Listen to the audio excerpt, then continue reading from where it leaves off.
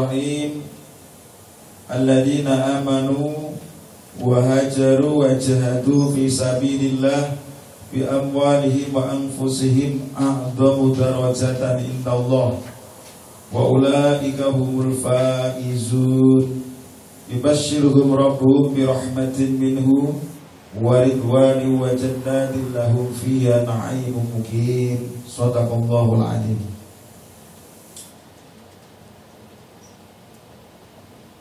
Yang artinya orang itu apabila ingin mendapatkan derajat di dunia ini, derajat kemuliaan di dunia, mendapat ridhonya Allah Ta'ala, mendapat rahmatnya Allah Ta'ala, dan nanti di akhirat mendapatkan surganya Allah Ta'ala.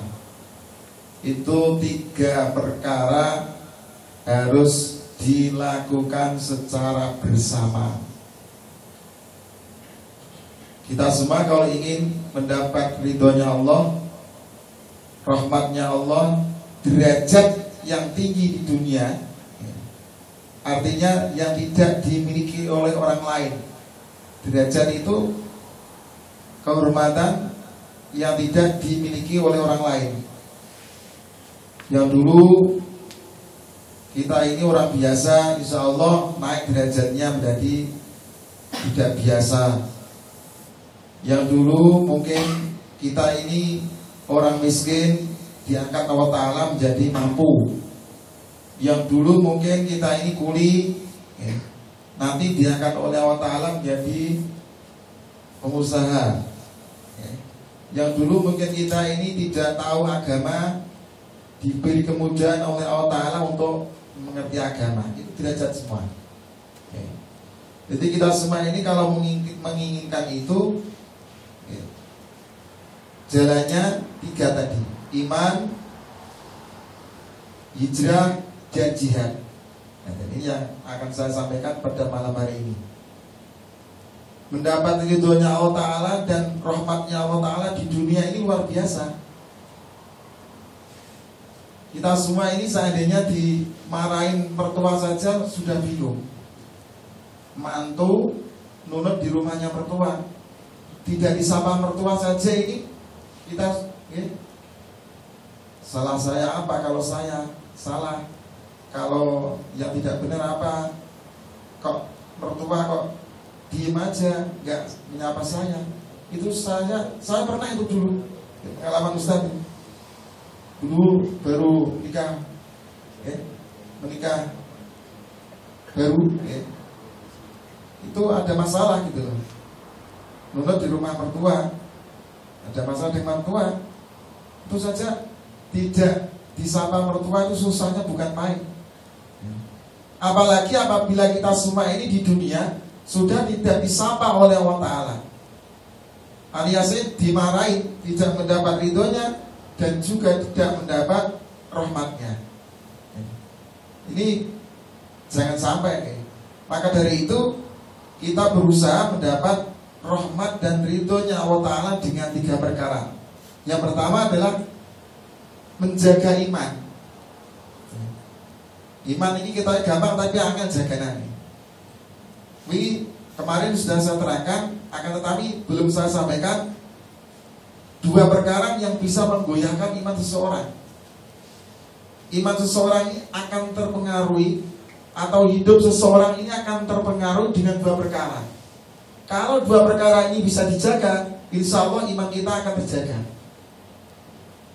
Satu orang itu di dalam hidupnya akan terpengaruh dengan bisa dan tidaknya orang tersebut menjaga kemaluannya. Tahu kemaluan? Yang belum tahu, maju satu saya tunjukin. Bisa dan tidaknya orang tersebut bisa menjaga kemaluan. Artinya jangan sampai melakukan hal yang diharamkan oleh Allah Ta'ala. Kemaluan itu di bawah besar kira-kira segitu loh. Tahu gak? Tahu gak?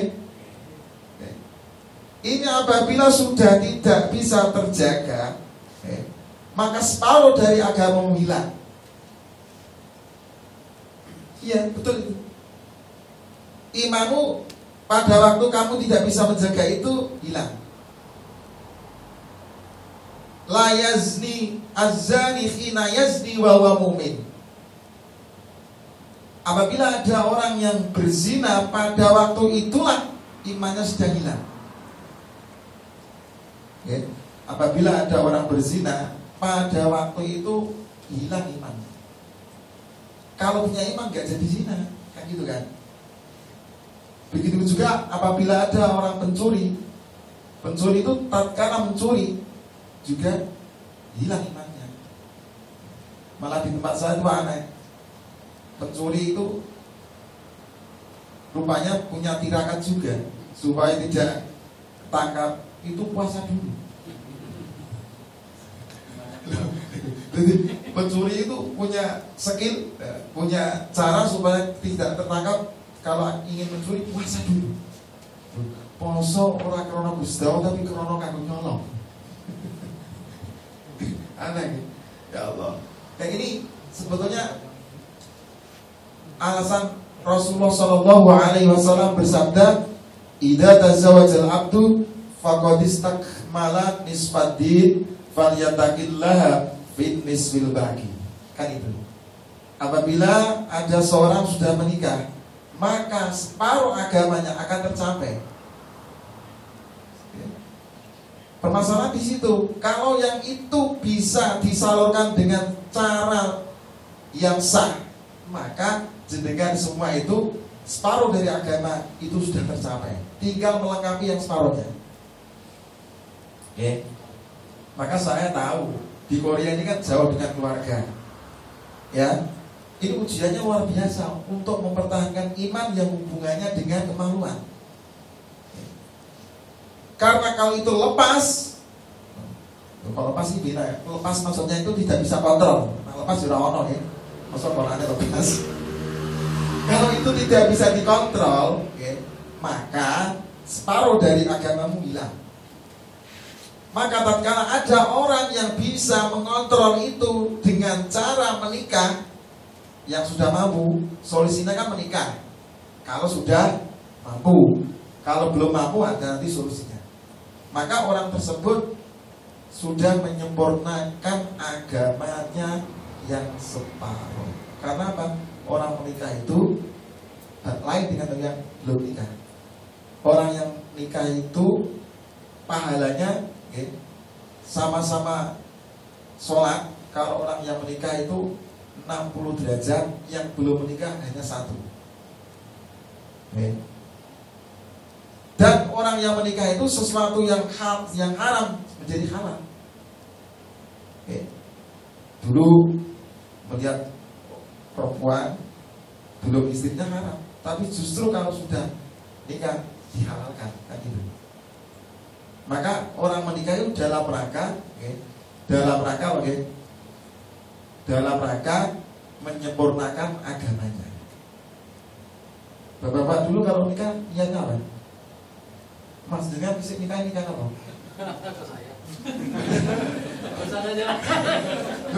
Kalau saya jelas niatnya. Mungkin jenengan niatnya keliru. Nanti saya betulin gitu loh. Saya kan jelas betul niatnya. Oke, maka dari itu tatkala kita menikah itu niatnya ibadah. Jangan manfaatin jenggotnya biar nganggu.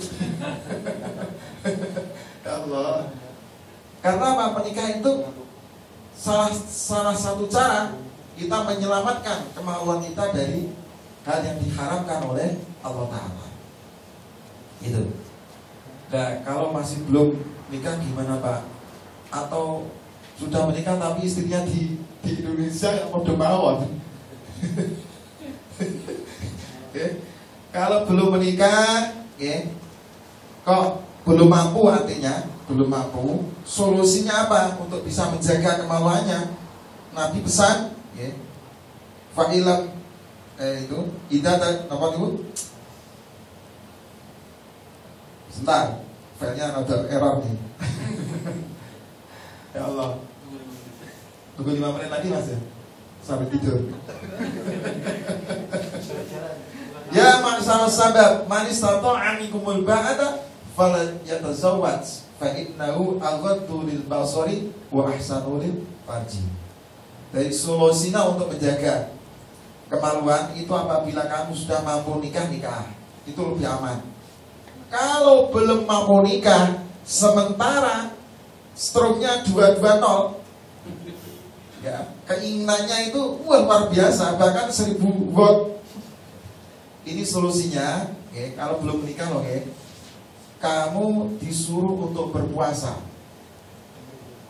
Puasa di sini maksudnya puasa sunnah, bukan puasa Ramadan. Puasa sunnah itu akan menghilangkan syahwat, gejolak di jiwamu.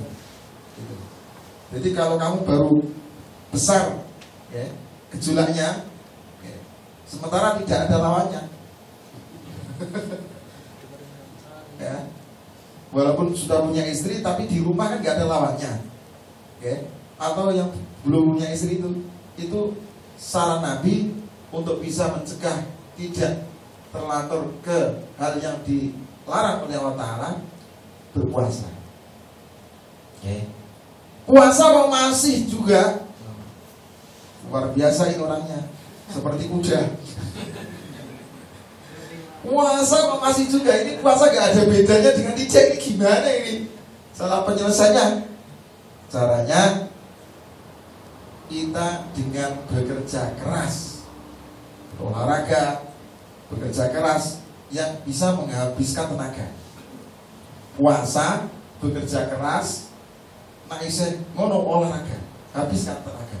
Kalau habis insya Allah, ya, poso kerja tenanan, ya, kerja keras, lembur sisa, mosok bisa mikir ngono ya kebangetan tenaga.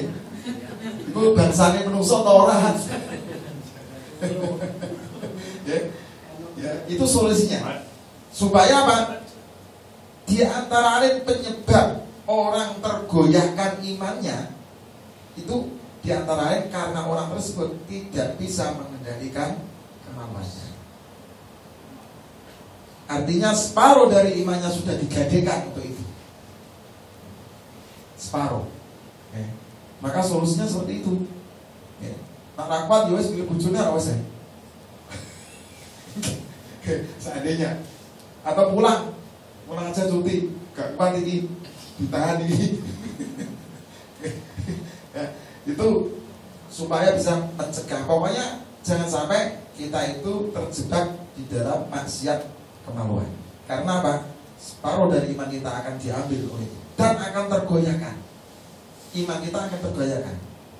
Itu pertama, yang bisa merubah kehidupan seseorang, yang bisa menggoyang iman seseorang adalah orang tersebut karena sudah tidak bisa menjaga kemaluan. Ini yang pertama. Yang kedua, yang bisa menggoyahkan iman seseorang adalah bisa dan tidaknya orang tersebut menjaga makanan yang dimasukkan ke dalam perutnya. Makanan yang dimasukkan ke dalam perutnya itu apabila sudah tercampur dengan barang yang haram, maka iman orang tersebut akan mudah goyah. Mudah goyah. Ini kok tiba-tiba berat suaranya sih, kenapa sih? Tadi kan enak. Dan jadi yang kedua itu apabila kita ini sudah tidak bisa menjaga perut kita dari hal yang diharapkan oleh Allah Subhanahu wa Ta'ala. Kalau gini kan enak. Ya. Jadi menjaga perut ini dari hal yang diharapkan itu wajib. Karena apa? Kalau perut ini kemasukan barang yang haram, nanti akan terpengaruh di dalam kehidupan. Contoh, mabuk-mabukan, ya kan? Pernah ada yang mabuk? Pernah gak? Loh, ngaku aja kalau pernah gak apa-apa, daripada gak pernah. Lalu lumayan toh, rasanya. Gak apa-apa, sebenarnya kita hisap, gak apa-apa. Gak apa-apa loh, gak apa-apa daripada orang tahu. Oke? Gak apa-apa, yakin gak apa-apa. Terus terang gak apa-apa. Yang penting kita tidak mengulang lagi. Begitu juga tadi yang ada yang zina, seandainya yura apa sekado Pak no. Gak apa-apa, tapi jangan diulang lagi karena dulu kan tidak tahu. Tahu tidak blek. Ya resikonya nantilah. Tapi jangan dilakukan lagi. Buktinya kemarin teman saya di Jakarta itu punya anak istri, 1 anaknya. Orang kaya, orang terpandang. Rencana besok itu akan pergi ke luar negeri kuliah. Perempuan anaknya ini. Tiba-tiba setelah malam, besok malamnya seperti ini, dia pergi dengan temannya untuk makan malam. Padahal rencana besok akan berangkat itu ke luar negeri. Rencana besok makan. Lalu anak tersebut makan malam di kafe dengan teman-temannya. Diantar oleh sopirnya bapaknya yang biasa mengantarkan sekolah, biasa mengantarkan bapaknya ke kantor. Ternyata apa yang terjadi? Setelah pulang dari makan tersebut, sopir dan anak tersebut mabuk. Yang akhirnya apa? Sopirnya itu memperkosa anak tersebut. Nauzubillah ini. Akhirnya orang tuanya mencari, anak ini kemana? Kok sudah jam 11 gak datang? Ditunggu jam 2, jam 1, jam 3 dan seterusnya gak datang.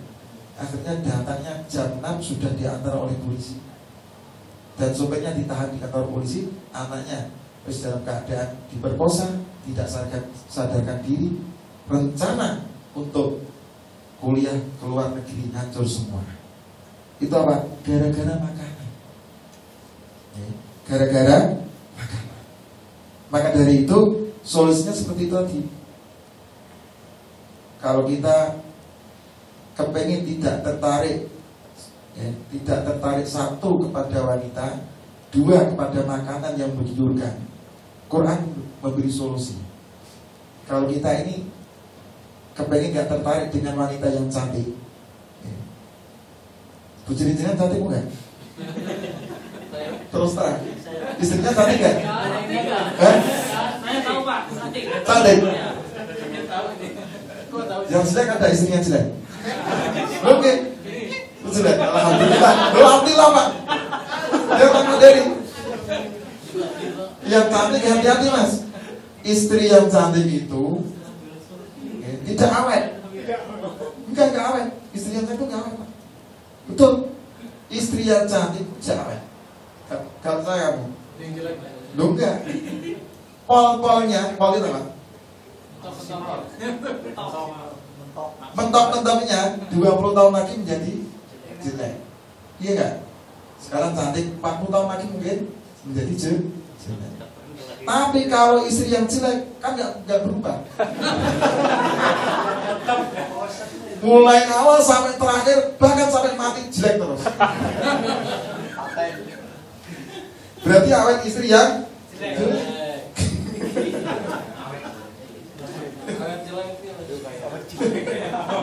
Belum betul.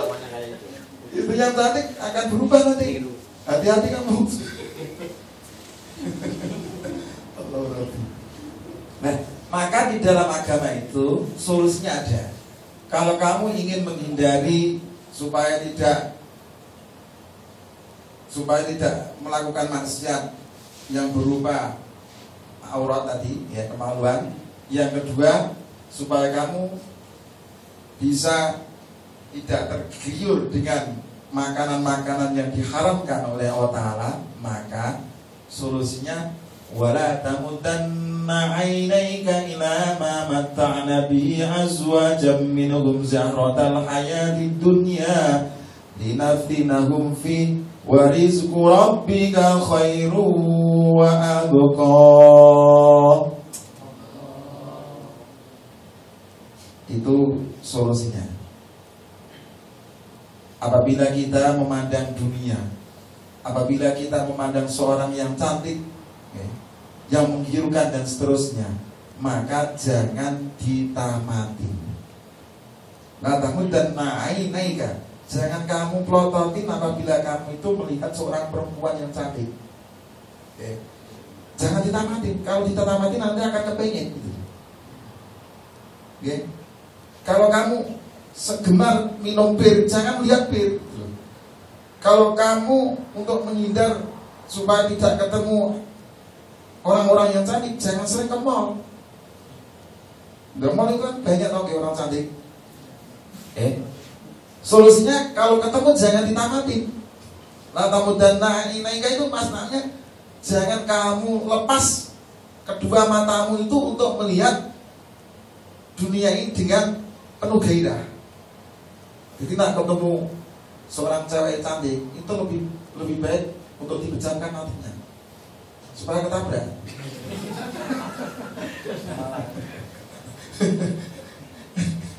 Itu solusinya mas. Karena apa? Kalau kita tamatin pasti menarik.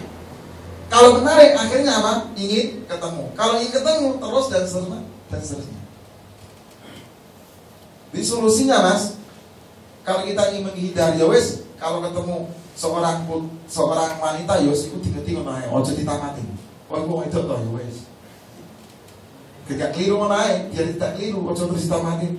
Wah cantiknya, wah matanya, wah hidungnya, wah bibirnya. Nah itu kamu, itu mati. Itu solusinya, ya.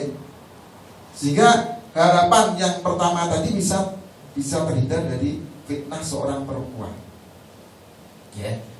Yang kedua untuk menghindar supaya kita tidak kedunya itu sembarang dimakan, sembarang doyan, gitu ya. Sembarang dimasukkan ke perut, ya. Kita kalau ada orang yang pesta jangan lihatin. Pesta narkoba, pesta minuman, jangan kita mendekat. Karena kalau kita mendekat nanti lama-lama akan ikut. Itu solusinya. Kalau gitu main perempuan, teman-teman main minuman, biarkan saja, kamu tidak usah ikut. Itu solusinya. Dan tidak usah kepengen. Jajal dulu Jom. Jajal nanti pertamanya seperti itu. Jajal itu bahaya. Ya. Jajal itu coba-coba. Ya. Coba-coba. Ya. Enak gak minuman ini aja ya. Begitu kamu kemasukan itu, wah bahaya. Ya. Bahaya. Maka dari itu usahakan perut kita ini jangan kemasukan barang yang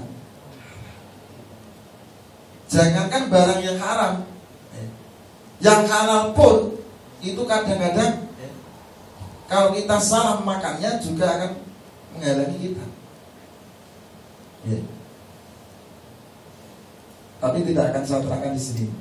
Nanti durasinya habis. Jangankan makan barang yang halal, yang halal pun itu kalau nggak tahu caranya itu bahaya. Untuk itu saya berpesan kepada teman-teman semua, ya, usahakan walaupun kita ini jauh dari keluarga, ya, jauh dari orang tua, jauh dari istri, ya, harus dijaga kemaluan kita dan jaga perut kita melakukan hal yang diharamkan oleh Allah Ta'ala. Insya Allah kalau itu bisa dilakukan, iman akan terjaga sampai mati nanti. Amin Allahumma. Amin. Itu yang pertama. Yang kedua, apabila ingin mendapat derajat di dunia ini yang tinggi, yang tidak dimiliki oleh orang lain, wahajaru. Wahajaru itu maknanya harfiah, orang yang sedang pindah dari tempat ke satu dengan kita ke tempat yang lain. Itu hijrah namanya. Waktu Nabi dari Makkah ke Madinah juga hijrah, yang tujuannya untuk merubah nasib. Termasuk jenengan dari Indonesia, dari Indonesia hijrah ke Korea. Ini jujur mawon kan, tatkala kita hijrah ke sini dalam rangka merubah nasib, kan gitu dong? Ya enggak? Ya, merubah nasib. Untuk itu jangan yang dirubah ekonominya tok. Gitu loh. Saya kasihan nanti. Kita sekalian merubah ekonomi juga nasib. Nasib dalam hal ini adalah untuk kedepannya. Jangan di Korea ini uangnya banyak, sukses, tapi nanti pulang habis. Jangan sekali. Rugi jenengan ente ilmu nyamanya ini mungkin hanya di sini tok. Maka Ustaz memberi solusi bagi teman-teman semua yang ingin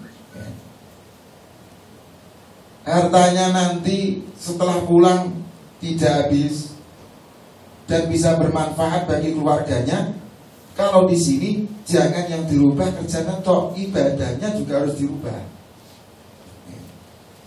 Yang dulu jarang sholat sekarang dirajiin. Yang dulu jarang puasa sekarang digenepin, ya. Yang dulu jarang sedekah sekarang dirajiin. Itu cara berubahnya seperti itu. Karena apa? Karena kalau kita tidak berubah, nasib kita di kemudian hari juga tidak akan berubah. Jangan sampai kita ini gara-gara mencari uang saja meninggalkan ibadah. Seandainya ada yang tanya, ya itu teman-teman itu yang tidak ibadah kok malah kepenak kerjanya, gajinya banyak. Nah, dan nanti saja tadi, tidak usah takut, biarin, ya. Itu kok ternyata dia gajinya banyak, juga enak, ceweknya juga banyak. Terus seandainya ada yang seperti itu, tidak usah kamu niru, tidak usah, karena Quran ada jawabannya seperti itu. Iya. Seandainya ada orang itu sukses, tapi suksesnya dia meninggalkan ibadah, apa jawaban Quran masalah ini? Ada. Falamma nasu ma dzukiru bi fatahna alaihim abwaaba kulli syai' hatta idza farihu bima utu akhadnahum baghdatan fa idahum mublisun. Allah, yang muni Allah, saya doain rezekinya lancar. Kamu gak muni kok.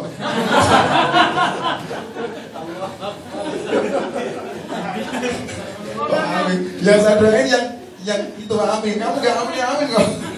Saya aminin aja Pak. Allah Rabbi. Ya Allah. Quran menjawab, apabila ada orang sukses, ini orang Islam loh ya. Kalau selain orang Islam tidak saya bahas, karena itu lain tempatnya nanti. Kalau ada teman kita sukses, tapi dia ninggal ibadah, ini Quran sudah ada. Apa nanti di belakangnya? Fala manasu, tatkala dia lupa, madu kiri setelah diperingatkan, fatahna alim abwaaba kulli syai'. Apabila ada orang sudah diperingatin nggak mau, di konsolat gak gelem, kerja terus, cari uang terus, maka fatahna alim abwaaba kulli syai'. Allah Ta'ala akan membuka jalan yang semakin mudah. Boleh duit gampang, kerantangi cewek, wagi, enggak, bisa juga. Karirnya nanjak terus, seandainya dia itu pedagang, bahannya tambah wagi, biasa itu. Tapi hatta idza farihu, tatkala dia sudah mencapai puncaknya, sudah semua dimiliki, hatta idza farihu akhadnahum baghtatan fa idahum mublisun. Akan saya ambil semua itu harta yang dimiliki oleh orang tersebut oleh Allah Ta'ala. Pada waktu itulah dia akan merasa kebingungan. Na'udzubillahi min. Ya kalau yang diambil hartanya, kalau nyawanya, ya. Kalau nyawanya. Jadi kalau ada teman kita, tapi juga ada yang ini, wedi ora bocah ya. Jangan disampaikan temannya. Ini untuk kita. Apabila ada orang sukses dan dia meninggalkan ibadah, sukses karirnya, sukses pekerjaannya, tapi dia meninggalkan ibadah, justru Allah Ta'ala akan memudahkan rezekinya. Tapi nanti apabila sudah mencapai puncaknya paling 1 tahun, 2 tahun, 5 tahun paling lama, maka harta tersebut akan diambil secara tiba-tiba oleh Allah Ta'ala. Ini yang bahaya nih Mas. Allah Ta'ala kalau kerja itu nggak memberitahu dulu kepada kita. Mungkin rumahnya kobong, Bisa saja. Rumahnya terbakar, habis semua. Bisa. Mungkin tabrakan jejet, mata. Iya, jajalan kan? Kalau nggak percaya boleh dijajal lah. Iya, garansi saya. Paling lama 5 tahun. Kalau nggak saya palahin di Belanda. Nah, oke. Karena apa? Saya berdasarkan Al-Quran. Kalau kamu tidak hancur, anakmu pasti hancur. Kalau anakmu gak hancur, istrimu hancur. Itu Allah Ta'ala kan kerjanya seperti itu. Ya nak sing dihancurna istrinya beneran boleh naik. Ya nak. Nak sing dihancurkan istrinya nak beneran boleh naik. Cari lagi. Ya Allah. Tapi kalau yang dihancurkan kita gimana? Terus stroke ngono piye kowe? Terus dimoi bojomu. Kalau kita stroke, terus istrinya pulang ke mertua, nggak ada yang nyuruh mati kamu. Maka dari itu, apabila ada teman kita yang sukses tapi tidak meninggalkan ibadah, kita jangan kepengin, ya, jangan kepengin. Ya. Karena apa? Di belakangnya Allah Ta'ala akan menjebak orang tersebut. Kalau tidak sadar sekarang juga, ya, hartanya akan diambil oleh Allah Ta'ala. Itu pasti. Pasti, Quran itu kalau bicara pasti mas, pasti tidak bodohi, tidak membodohi, pasti. Kalau nggak percaya buka surat Al-An'am ayat 44 kalau tidak salah itu. Buka nanti kalau nggak percaya. Oke. Maka dari itu saya berpesan kepada teman-teman semua, jangan tinggalin ibadah, jangan tinggalin. Karena apa? Kita di Korea ini kan sementara. Tujuan kita ada di Indonesia. Kalau kita di Indonesia nanti sengsara, untuk apa kesini? Untuk apa? Pulang aja, cari istri aja di rumah. Kita ini dalam rangka merubah nasib. Untuk itu, merubah nasib itu jangan di sini tok, tapi harapannya di sana nanti kita derajatnya diangkat oleh Allah Ta'ala. Yang dulunya orang miskin menjadi rodok, meningkat derajatnya. Yang dulunya tidak punya rumah bisa punya rumah. Yang dulunya tidak punya istri bisa mencari istri. Kan gitu. Harapannya kan gitu toh. Gak ada yang ingin di sana sengsara, kan gak ada. Maka dari itu caranya kita mencari rezeki itu yang hati-hati. Supaya rezeki itu menjadi berkah. Bukan hanya di sini dong gitu loh. Ini caranya, harus berani berubah. Harus berani berubah demi masa depan. Kita berubah ini demi masa depan kita.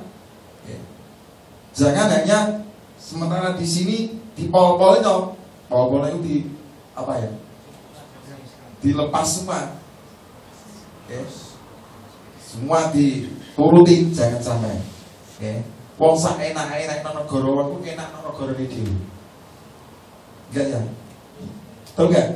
Seenak-enaknya di negara orang lain itu pasti masih enak di negara kita, walaupun kayaknya semerawut. Jadi presiden itu, mau presiden harus dipilih-pilih dewe, dan saya didarani plonga-plongo. Ya Allah, kesana plong, ojo ngoten nak. Ya Allah.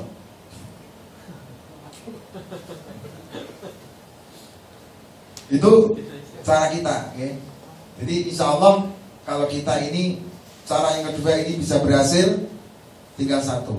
Jadi iman terjaga. Yang nomor 2 kita berusaha untuk merubah nasib kita dengan cara jangan tinggalkan ibadah. Kemarin kan sudah saya sampaikan supaya kita kerja ini juga mendapat pahala, juga mendapatkan uang. Itu kalau berangkat kerja niatin untuk ibadah, kan gitu kan. Sebetulnya orang itu kerja itu kan hanya menambah ibadah. Kalau rezeki itu sudah ada jatahnya. Jadi kan orang kerja lah kemangan mas. Gak percaya? Wong nang itu rumah sakit, sing gari kata pripate tahun dan gue tak pikirnya panganan lagi. Ya enggak. Orang yang sakit di rumah sakit tinggal mata-mata natok itu loh. Gerak di kanan kirinya banyak makanan. Padahal orang sakit. Artinya apa? Kita itu rezeki itu sudah diberi oleh Allah Ta'ala. Gitu loh. Sudah dicadangin oleh Allah Ta'ala. Tinggal kita itu kerja itu dalam rangka apa? Tambah ibadah. Gak mesti wong kerjane suwe terus duit akeh, betul mesti. Kerjane sithik, sedelok kaya ustaz iki duit akeh ya iso kok. Nah kan gitu kan. Jadi tidak mesti loh, tidak mesti.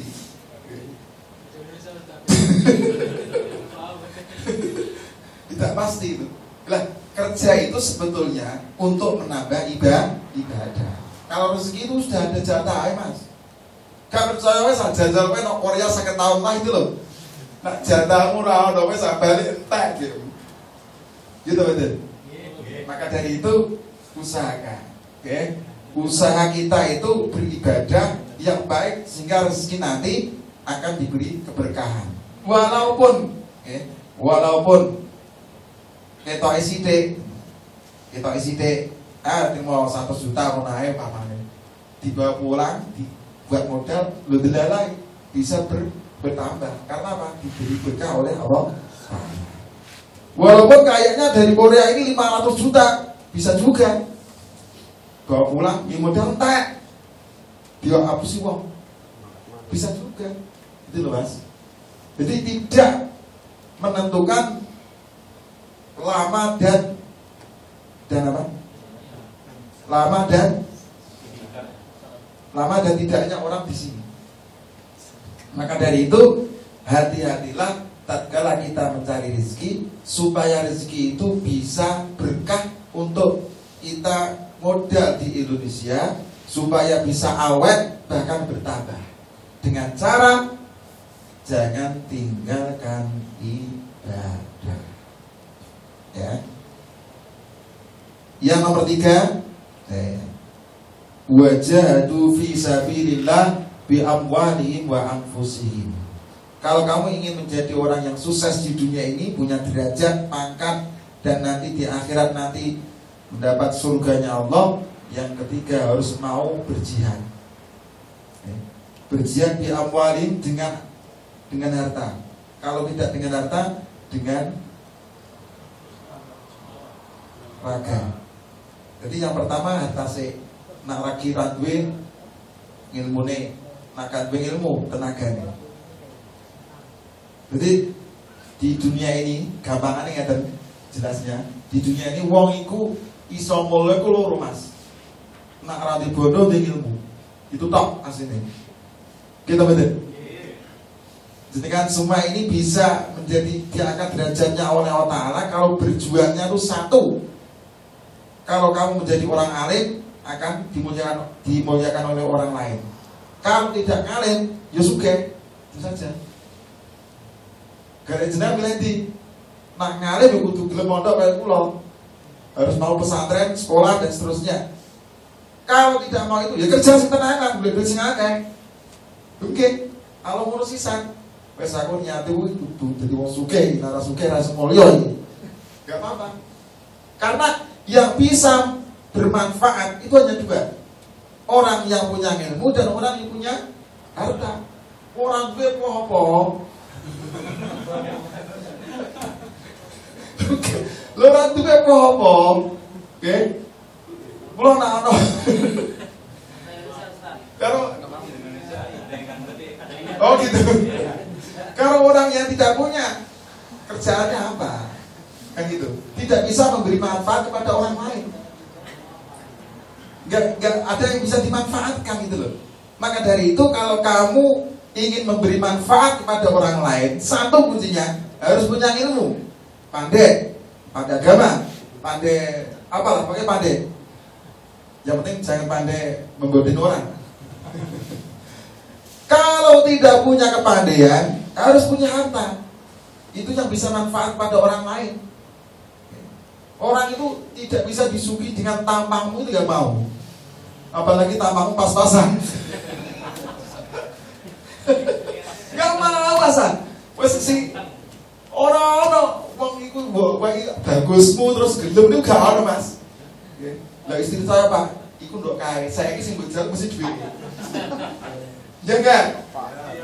Dulu ya tatkala muda ya Mas, mati urip ora apa-apa Mas, gak boleh iman gak apa-apa ndok kae. Hidup semati Mas, ndok kae Pak. Saiki gak duit ngamuk. Istri sendiri itu loh ya, seperti itu. Dulu masih pacaran loh, Mas pokoknya makan gak makan berdua Mas. Dulu ndok kae, jajan sekarang. Ora kayak mangan balik gue mau tua. Kembali ke orang tuanya. Jadi tidak ada di dunia ini yang gratisan, tidak ada. Gak ada Mas, yang gratisan gak ada. Istri yang nuntut makan gitu loh. Kan gitu kan. Jangankan istri, saya tuh kemarin ya, kemarin itu kan perjalanan ke sini, itu kan mampir ke terminal Semarang itu lah. Terus saya kan kencing ke toilet.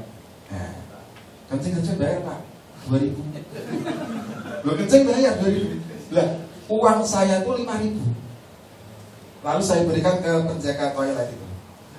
Orang tidak punya kembaliannya, saya disuruh kencing lagi. Kurang ajar ini. Iya gitu, saya model kayak ini. Indonesia seperti itu loh. Kencing 2.000, uangnya 5.000, nggak punya kembalinya, saya disuruh kencing lagi Pak. Masya Allah, kencing lagi apa Cak? 2 kali nggak apa-apa Pak. Lah untung uang saya itu 5.000. Lah kalau 10.000 berarti harus kencing.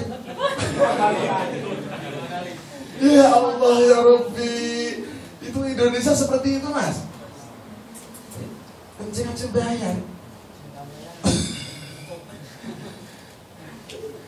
Kok mentolone guyone Pak gitu ya. Ya Allah. Ya Allah. Itu Mas. Jadi yang nomor 3, usahakan kita untuk berjihad. Berjihad itu berjuang membantu menegakkan agamanya Allah. Seperti di Korea ini. Ya. Dengan nyewa masjid, nyewa mushola, ini jalan mereka berjuang.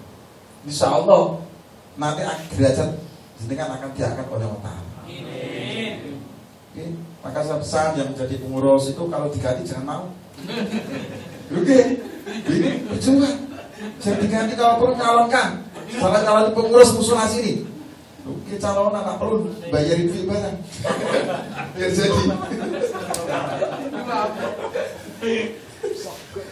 Jadi calonan amir mushola, bukan calon kepala desa dong. Iya betul. Loh, itu saya itu betul. Nanti akan ada bedanya. Kalau nggak percaya Ustaz, nanti cari di Blora kalau saya keliru ngomongnya. Nanti jenengan kalau sudah pulang pasti ada bedanya. Orang yang di sini pernah berjuang dengan tidak, pasti kalau pulang di Indonesia hasilnya akan lain. Saya berani bergaransi.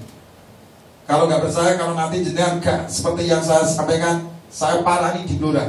Takut jawab saya. Oke, nggak main-main ini.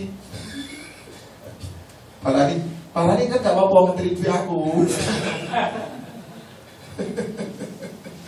Allah. Oke, jadi berjuang itu menjadi derajat kita akan diangkat oleh Allah Ta'ala, akan mendapatkan ridha Allah Ta'ala. Ya sesuai ini kemampuan ini. Nah, kemampuannya berjuang imamin mushola, silakan imamin. Yang tidak mampu ya rese-rese rapopo, rese-rese iki rese-rese kok bersih-bersih. Sama. Yang tidak mampu. Yang penting jenengan nak berjuang itu jangan lupa berdoa. Jenengan Pak resi kosong aja iki, resi apa itu? Karpet sambil berjuang, sambil berdoa. Ya Allah, jadikan saya derajat saya dan angkat ya Allah. Ya Allah, dengan berjuang ini cita-cita saya yang kabulkan ya Allah. Gitu Pak. Saya menjadi amir mushola ya Allah, saya terima. Yang penting cita-cita saya kabulin ya Allah. Itu yang belum punya istri, apalagi daftarin menjadi amir mushola. Oke, ya Allah saya niat jadi amir mushola supaya nanti mendapat istri yang solehah. Syukur orangnya cantik. Kan gitu. Kan gitu. Itu caranya seperti itu. Berjuang tapi niatin supaya derajat kita diangkat oleh Allah Ta'ala. Kalau cari istri supaya tidak keliru. Oke, lalu jenengan Wi bojo keliru, wah remuk jenengan. Cari istri keliru, istri yang orangnya matre, wah nyakitin hati kamu nanti. Maka dari itu doa.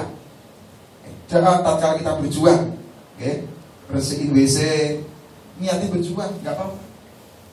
WC maksudnya WC musola. Benerin listrik musola, niati untuk berjuang. Niatin, ya Allah, saya berjuang ini supaya anak istri saya menjadi orang yang solih-solihah. Boleh, boleh, yang seperti itu boleh. Ya Allah, saya berjuang ini supaya cita-cita saya mendirikan apa, jenengan kabuli. Ya Allah, saya berjuang di musola ini supaya nanti usaha saya lancar. Boleh, boleh. Daripada kamu berjuang terus tidak berdoa, lebih baik berjuang dan berdoa. Kan gitu. Yang masih punya masalah dengan keluarganya, ya Allah, dengan berjuang ini supaya keluarga saya akur-akur semua Gusti. Kan gitu.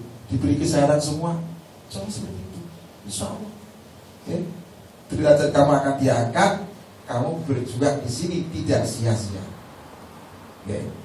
Itu tadi, kalau punya harta dengan hartanya. Sebetulnya kemarin saya sudah itu ngajak teman-teman, ayo Ustadz ini kan bikin pondok pesantren, tahfidz Quran, insya Allah. Nah, teman-teman semua apabila titip silakan, silakan. Nanti Mas Mawan juga titip saya. Kalau belum nanti semangat panitia lah. Akan saya buat pondok pesantren di Blora, namanya Fadlullah. Jadi kemarin sudah terkumpul dana sekitar 2.500.000 won. Dari 2 musola baru, yaitu musola Andor dan musola Wigan. Bukan malam ini, nanti teman-teman kalau punya, kalau nggak punya nggak apa-apa. Berjuang kan tidak di tempat Ustadz tok, di lain boleh. Tapi kalau boleh ya teman-teman yang punya sedikit rezeki, ikutin ke tempat Ustadz, insya Allah akan saya bangun setelah dari sini. Itu di kotaknya ada itu. Sudah ada isinya belum ya? Itu karena apa? Berjuang melalui harta itu ada 2 faedah. Gitu loh. Di dalam Quran, wa man qudira 'alaihi rizquhu falyunfiq mimma ataahu Allah. La yukallifullahu nafsan illa wus'aha. Barang siapa yang rezekinya dipersulit oleh Allah, gitu. Falyunfiq wa man qudira 'alaihi rizquhu falyunfiq mimma ataahu Allah. Maka jalan keluarnya kamu harus sedekah. Yang dipersulit, belum punya kerjaan, supaya dapat kerjaan itu jalannya bersedekah. Belum punya istri supaya lancar istri, sedekah. Belum punya keturunan, supaya diberi keturunan, sedekah. Itu teman saya kemarin Pak, saya punya teman bangkrut, habis usahanya. Tapi dia akan menjajal ayat ini, menjajal teman saya sekolah ini. Jadi Quran ini bener bola nih sebenarnya ayat itu. Jadi nawang sedekah siji ku dibagi 10 kan. Jadi teman saya itu orangnya bloto itu ya Pak gue ini loh.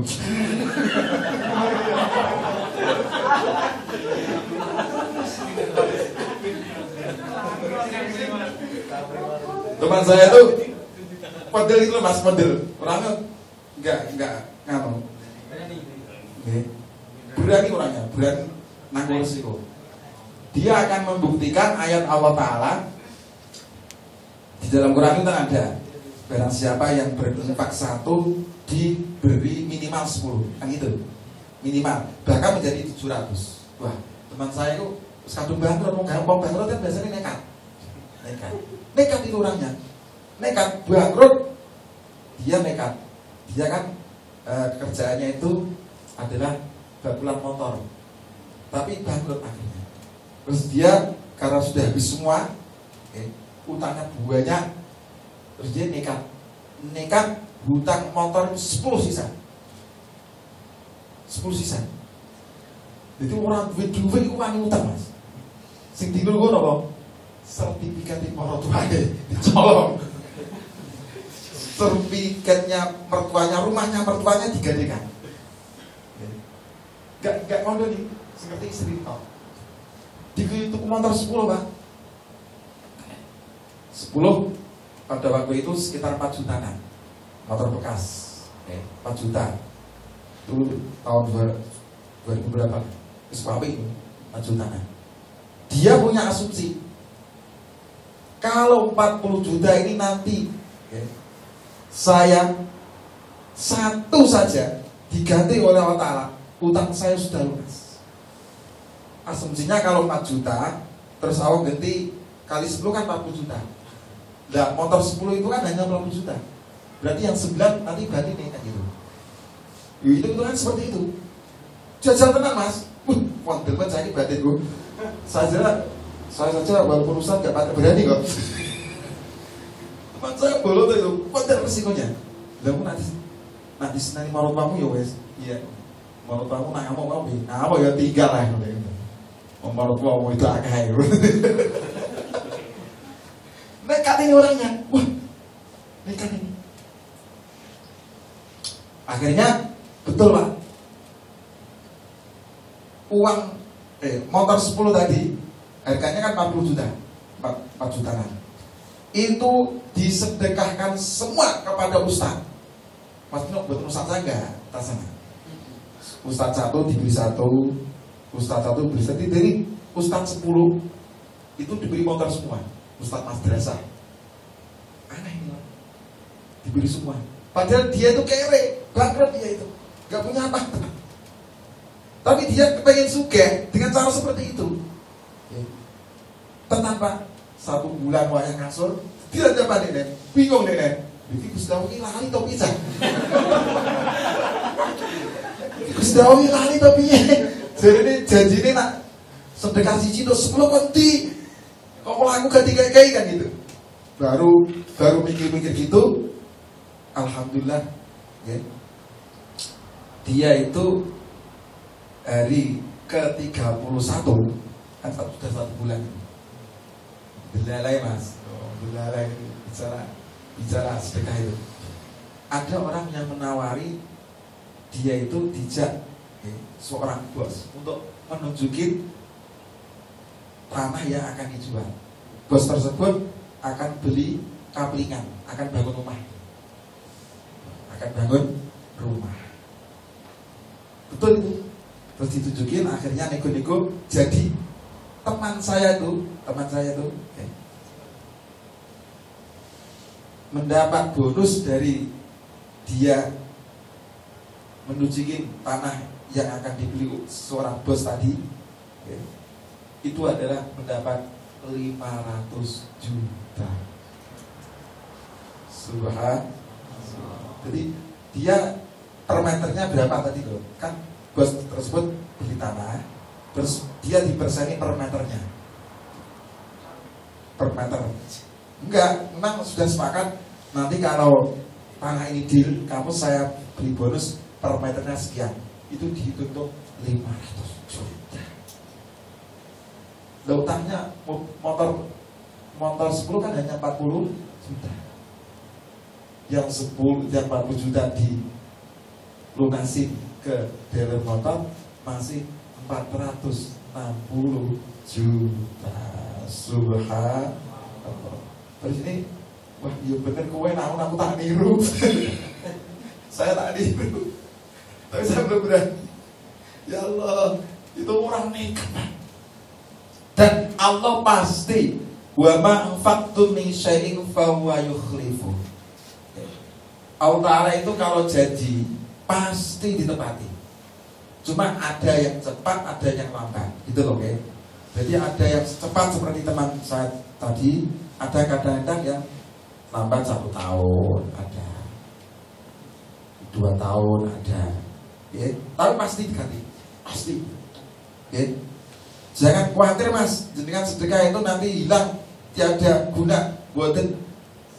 Pasti akan diganti oleh Allah. Dengan caranya Allah nanti bohong. Allah Ta'ala yang bikin cara. Kita hanya ikut saja lah. Saya tuh juga bolak-balik sudah membuktikan.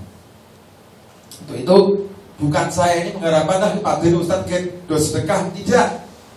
Ya, kamu sedekah syukur enggak apa-apa loh, ya. Ini kan untuk kamu semua, bukan untuk Ustaz.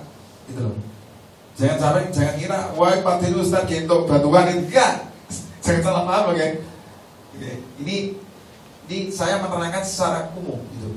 Jadi di dalam Quran sendiri itu orang yang bersedekah satu, ya, itu dilipat gandakan sampai 700 kali. Dan kalau sedekah itu tidak usah ikhlas, gak apa-apa. Loh, sedekah itu ikhlas itu pahala, tidak ikhlas mendapat pahala. Gak percaya? Tak buktiin. Orang memberi orang lain, itu walaupun yang memberi ini tidak ikhlas, tetap mendapat pahala. Karena apa? Karena yang diberi itu pasti senang. Contoh, saya memberi kamu uang. Kira-kira kamu saya beri uang 1 jutawan, senang gak? Senang terus jujur, tiba-tiba ada orang memberi uang kamu 1 jutawan, sedih apa? Sedih. Senyum. Pasti senang. Lah, senang itu saja sudah mendapat pahala, Mas. Saya yang memberi ini ikhlas atau tidak, gak urusan. Karena dia sudah senang. Masa ada orang diberi uang kok, ampun ya Pak, ampun. Gak ada. Siapa yang diberi uang nangis? Ya ada, karena Pak kurang. Ya Allah. Jadi kamu tidak usah takut, Pak, nanti gak mendapat pahala, Pak, karena tidak ikhlas. Mendapat, Mas. Ya. Jadi jangan takut. Kalau perlu dikandakno kancane. Oke. Mulai malam ini loh, siapa yang merasa mampu wiridane rasa suwe-suwe. Oke. Loh mampu niku nak wiridane suwe-suwe malah gak apik. Guru saya gini, nah kowe mau mampu, ya, mampu itu artinya bisa memberi kepada orang lain. Itu wiridane gak suwe-suwe gak apa-apa. Mergo tugas wong sugih iku ora wiridan.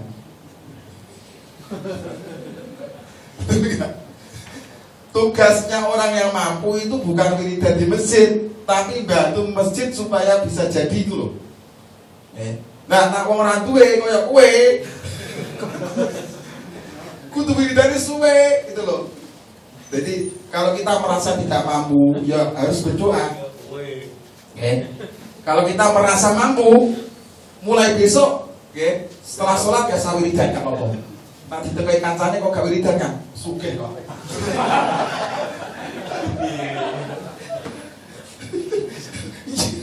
Tapi kudu cucuk loh ya. Ojo meletet tok gak cucuk gitu loh. Cucuk ini maksudnya dia berani membantu dengan uangnya. Orang sempit gak apa-apa.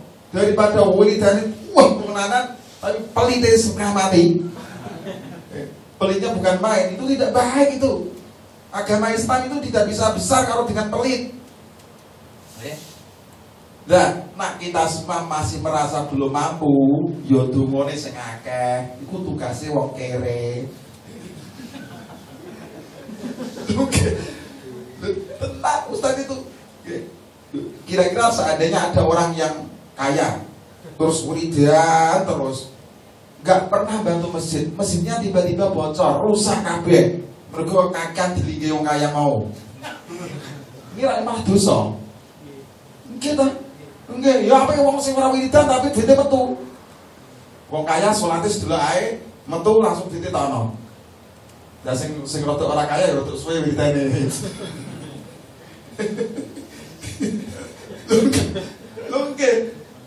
Tenang nih Ustaz, gak ragu-ragu.